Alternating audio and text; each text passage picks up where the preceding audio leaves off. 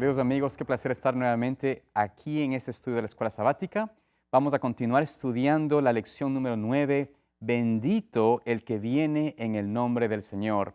Pastor Miranda, vamos a comenzar con oración, así que podemos orar en esta mañana. Por supuesto, oremos. Querido Señor y Padre bueno, en esta hora pedimos de nuevo tu dirección en este estudio, el repaso de la lección. En el día de hoy vamos a estudiar algunas profecías mesiánicas en los Salmos y pedimos, Señor, que nos ayudes a ver a Jesús en estos maravillosos pasajes. En Jesús, amén. Amén.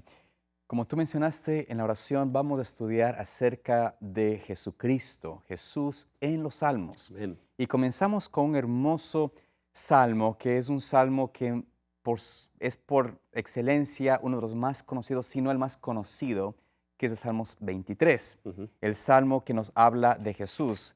Y nos habla de una forma espectacular porque se presenta como una persona muy relacionada con nosotros, muy íntima con nosotros. El Salmo 23, el buen pastor. Ese salmo, ¿no es cierto?, que presenta el salmista David. Vamos a leerlo, creo que es importante leerlo para que tengamos esto como nuestro inicio de este estudio. Dice allí la palabra de Dios: Jehová es mi pastor, nada me faltará. En lugares de delicados pastos me harán descansar, junto a aguas de reposo me pastorará, restaurará mi alma, me guiará por sendas de justicia por amor a su nombre. Aunque ande en valle de sombra o de muerte, no temeré mal alguno, porque tú estarás conmigo, tu vara y tu cayado me infundirán aliento. Aderezas mesa delante de mí, en presencia de mis angustiadores, unges mi cabeza con aceite, mi copa está rebosando. Ciertamente el bien y la misericordia me seguirán todos los días de mi vida, y en la casa de Jehová moraré por largos días.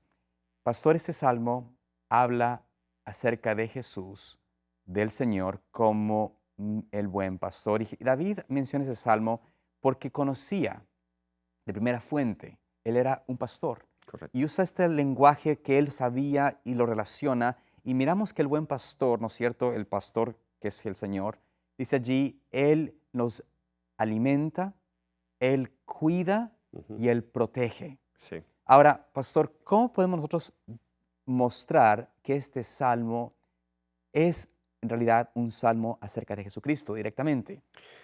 Es una buena pregunta. Primero que todo, aquí en el Salmo vemos en resumen nuestro peregrinaje desde que nacemos hasta que vayamos con Jesús cuando Él venga por segunda vez. Ajá. Porque comienza diciéndonos que este pastor nos está llevando por un recorrido y hay 4 estaciones en este salmo. Ujú. 2 estaciones son positivas, 2 estaciones son negativas. La primera estación es junto a aguas de reposo. La segunda es, de hecho, la primera es delicados pastos, la segunda es aguas de reposo. Esas son 2 buenas. Claro. Pero la tercera es valle de sombra de muerte, no tan buena. La cuarta es en presencia De mis de mis angustiadores. angustiadores, no tan buena. Claro. Es decir, que cuando Cristo nos guía, Él es nuestro buen pastor, no siempre vamos a pasar por momentos agradables. A veces es muy fácil decir que Él es mi pastor cuando estamos en los delicados pastos, cuando estamos junto a aguas de reposo, pero cuando estamos por el valle de sombra de la muerte, ahí Mm. sí nos cuestionamos y decimos, ¿será que Dios está dirigiendo? Ahora, al final el Salmo termina diciendo, ciertamente el bien y la misericordia me seguirán todos los días de mi vida, Ujú. tanto en los pastos como en los valles de muerte. En la casa de Jehová moraré por largos días. Ese ya es cuando estemos En la en el tierra. cielo y en la tierra nueva con Jesús. Claro. Jesús utilizó esa imagen de pastor que presenta los Salmos y el Antiguo Testamento y lo aplicó a sí mismo. En Juan 10, 11 al 15, Jesús dice, yo soy el buen pastor, Mm.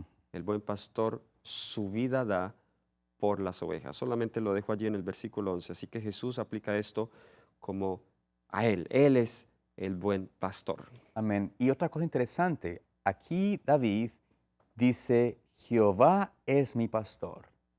Y Cristo dice, yo soy el buen pastor. Jehová, otro nombre de Jesús. Importante también esta conexión Ujú. porque vemos de que el Jesucristo se dice a sí mismo que Él es el Señor, que es Jehová. Y esto es importante porque muchas veces pueden pensar las personas que tal vez no conocen, que aquí esta declaración de Jehová es mi pastor está hablando de Dios el Padre, pero en realidad está hablando aquí David en cuanto a Jesucristo, que es el Señor, que es el buen pastor, porque de la deidad, quien se declara a sí mismo como el buen pastor es Jesucristo. Así es. Porque también algo interesante que hace Jesucristo como buen pastor, la diferencia y por qué Él es buen pastor es porque Jesucristo da su vida, dice la palabra, Amén. por sus ovejas. Entonces, ¿quién dio su vida? Solo Jesucristo. Amén. Y por ende, no puede ser un pastor sino solo Jesucristo. Ujú. Jesucristo es el que camina con nosotros, el que nos defiende, el que nos protege, como tú mencionas, el que nos cuida en momentos tan difíciles y tan duros o tan complejos, peligrosos, como a la misma muerte, pero es Jesucristo el que, porque conoce y está en nuestra experiencia, o conoce por experiencia misma lo que es ser humano, puede decir que Él es nuestro buen pastor y nos lleva por esos caminos que nos conducen a la vida eterna. Entonces, pastor, ¿qué podríamos quizás hablar y continuar en el Salmo 22? Este es un salmo fenomenal, hermoso. Maravilloso, maravilloso. El salmo quizás que por excelencia declara lo que el Mesías tenía que hacer por nosotros, que es tristemente, como el buen pastor, dar su vida por nosotros, el Mesías sufriente. Yo sé que hay muchos versículos allí, es un salmo muy largo, muy hermoso, pero ¿qué versículos podemos sacar de allí que nos hablen acerca de este Mesías sufriente? Por supuesto, los estudiosos bíblicos creen que Jesús cuando estaba en la cruz, en sus últimas horas o Ujú, últimos minutos de vida, Jesús estaba recitando este salmo, ujú, quizá completo o algunas porciones. No lo sabemos, pero los evangelios, como Mateo 27:46 y Marcos 15:34, ujú. registran al menos la primera mitad del versículo 1, donde dice, Dios mío, ¿por qué me has desamparado? El resto sigue, ¿por qué estás tan lejos de mi salvación y de las palabras de mi clamor? Algunos elementos que se cumplieron en Jesús. En realidad todo el Salmo se cumplió, pero quizá los más claros. Por ejemplo, si vamos nosotros, el versículo 7, todos los que me ven me escarnecen, estiran la boca meneando diciendo, se encomendó a Jehová, líbrele él. Eso sucedió exactamente en la cruz. Correcto. Eso mismo le decían a Jesús, Claro. donde también entonces vemos en el versículo, a ver, aquí está el versículo 16, porque perros me han rodeado, me han cercado cuadrilla de malignos. Horadaron mis manos y mis pies. Mm, Contar puedo todos mis huesos. Y esa era la experiencia solo de los que morían por crucificados. supuesto. El Entre 18. tanto, ellos me miran y me observan. Repartieron, noten ese detalle Ujú, tan exacto, repartieron entre sí mis vestidos ujú. y sobre mi ropa echaron Correcto. suertes.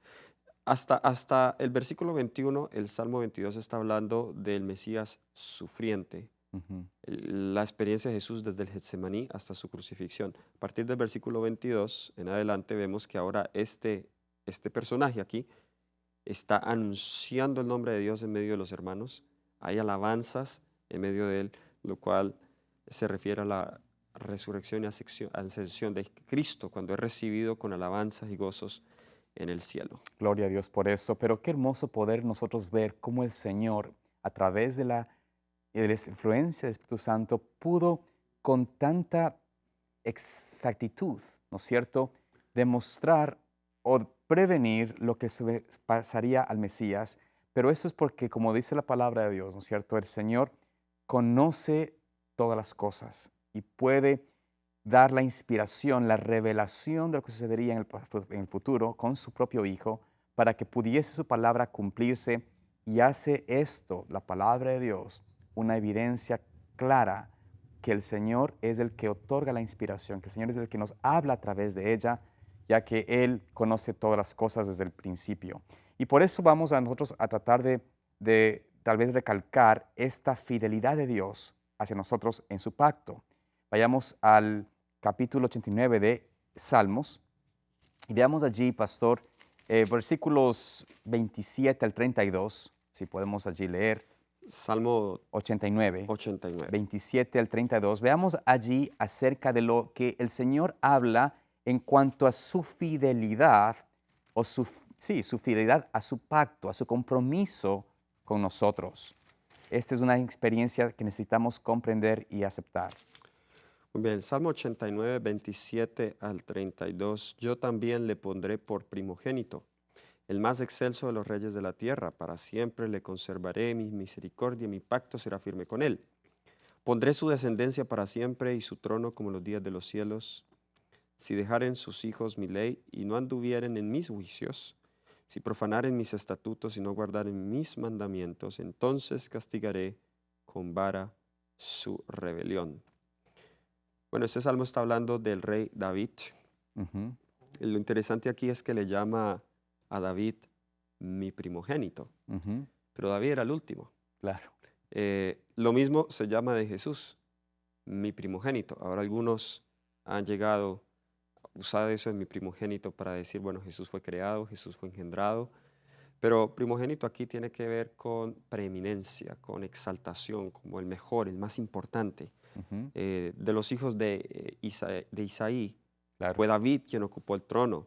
David como rey, con quien Dios hizo el pacto. Aquí vemos el pacto de Dios con David en este salmo. David se convierte en un tipo de Jesús también, porque Jesús, como del linaje de David, Claro. con Jesús se inauguró y se instituyó el nuevo pacto. Amén. Y eso es importante, pastor, porque menciona aquí que la fidelidad del Señor es continua, es eterna. Sin embargo, quienes rompen los pactos son los hombres, su rebelión, sus iniquidades, la separación, el apartarse de sus caminos. El Señor tiene un pacto con nosotros, un convenio con nosotros en salvarnos de nuestra iniquidad, salvarnos del pecado, en otorgarnos el derecho nuevamente de estar en su presencia. Sin embargo, lo que impide que el pacto se cristalice en nuestras vidas no es el Señor, Ujú. es nosotros. Y es importante que creo yo esto mantengamos en mente porque el Señor dice, si es que ustedes se apartan de mí, el desenlace final, aunque no es su deseo, es que vendrá con su vara Mm. a azotar, a poner un final al pecado. Y eso es parte del pacto del Señor, de poder erradicar el pecado una vez por todas en toda la existencia del universo. Ahora bien, en el versículo 38 al 46 de este mismo capítulo, notemos aquí algo interesante.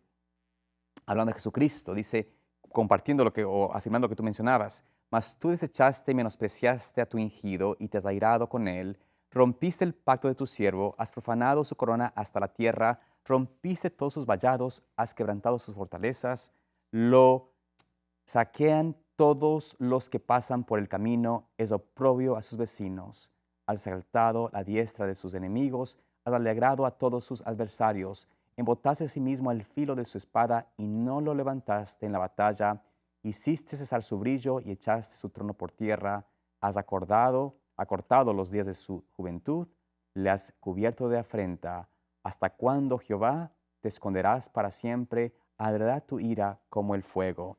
Aquí notamos algo interesante, de que el Señor con su propio Hijo, con Jesucristo, tuvo que, en cierto sentido, dejar que su experiencia de rechazo, de ira, por decirlo así, sobre el pecado, recayera sobre su ungido. Mm. Y en ese sentido se aplicó esto a Jesucristo. Así es. Jesucristo tuvo que probar el, el odio de Dios hacia el pecado para poder pagar lo que nosotros merecemos como transgresores de la ley. Ujú. Sin embargo, el Señor ahora nos promete esa redención y porque Cristo pagó el precio de nuestra condenación, su pacto hacia nosotros es eterno, es permanente. Así es. Ahora, vayamos, pastor, al siguiente salmo que estamos por estudiar, el salmo número 110, versículos 1 al 3. Aquí vamos a ver brevemente sobre el Rey eterno de poder incomparable. Notemos algo allí en este salmo que nos ayude a vislumbrar un poco sobre lo que significa esta experiencia del Rey eterno y su poder incomparable. Muy bien, Salmo 110, versículos del 1 al 3 dice, Jehová dijo a mi Señor, siéntate a mi diestra hasta que ponga tus enemigos por estrado de tus pies. Ujú. Jehová enviará desde Sión la vara de tu poder, domina en medio de tus enemigos. Tu pueblo se te ofrecerá voluntariamente en el día de tu poder. En la hermosura de la santidad, desde el seno Ujú. de la aurora, tienes tú el rocío de la juventud. El Salmo 110, de nuevo, Ujú. ah, primero alude a David, pero Claro. tiene un cumplimiento mucho más amplio en Jesús. Y vemos aquí a Jesús siendo instalado como rey, y más Ujú. adelante vamos a ver también como sacerdote, de acuerdo al versículo 4, Ujú. instalando los servicios del santuario celestial en la experiencia del nuevo pacto. Todo eso Ujú. culminará cuando los enemigos de Dios sean puestos por estrado de sus pies y Cristo entregue el reino y el dominio al Padre, que había perdido el ser humano, y eso lo vemos en 1 Corintios capítulo 15, versículo 25. Este salmo, de hecho, es uno de los Ujú. salmos más citados en el Nuevo Testamento, donde se refiere a Jesús como rey, como Ujú. ese rey del linaje de David, Correcto. que tomaría el trono y el cetro y él dominaría para siempre. Así que todas esas promesas a David, tu trono permanecerá para siempre, a Salomón, en realidad se cumplen es en Cristo, Mm. porque ni David ni Salomón ni ninguno de los descendientes de David reinaron Claro. para siempre. Amén. Y como tú mencionaste, por ejemplo, el versículo 5 de ese mismo salmo, menciona allí, el Señor a tu diestra herirá a los reyes en el día de su furor, juzgará entre las naciones y las llenará de cadáveres, herirá las cabezas de muchas tierras. Es decir, notamos que aquí habla de el poder incomparable de la destrucción que tendrán los impíos Ya al final al de... final de Ujú. todas las cosas, donde Él herirá, destruirá, quitará de la existencia a todo aquel que rechazó la oportunidad de conocerlo, a todo aquel que estuvo, como se decir así, pues en contra de la palabra del Señor, que no quiso seguir sus mandatos, que no quiso seguir esa invitación de Cristo a conocerlo. Por eso esta declaración del rey es necesaria tomar porque de alguna manera nos da una vislumbre más clara del dominio y de la autoridad de Cristo sobre todas las cosas. Finalmente, el versículo que nos vamos a ir a la siguiente parte que tú mencionaste, acerca de lo que ese salmo inclusive nos habla, Salmo 110. Vayamos a leer el versículo 4 y notemos allí algo interesante, pastor, cómo este salmo describe a Jesucristo Ujú. también bajo otra orden especial. Correcto. Lo declara como rey al principio, pero el versículo 4 declara que también tiene él una orden, o tendrá una orden específica como Ujú. sacerdote. Bueno, nos dice el versículo 4, juró Jehová y no se arrepentirá, es decir, no cambiará de mente, Ajá. de opinión. Tú eres sacerdote para siempre, según el orden de Melquisedec. Amén. Ahora, interesante, es la segunda vez que Melquisedec se nombra en la Biblia, no sabemos mucho quién es él. Solo aparece en el libro de Génesis, el capítulo 14, cuando Abraham estaba regresando Ujú. de perseguir y pelear contra los reyes de Mesopotamia, Claro. después de que ellos llevan cautivos a la gente de Sodoma y de Gomorra. Y aparece este hombre llamado Melquisedec, a quien Abraham le da diezmos de todo. Y él va y bendice a Abraham. De él no se sabe nada. Ahora, algunos han tomado esto para referirse y decir, bueno, Melquisedec es el mismo Jesús o es un ángel.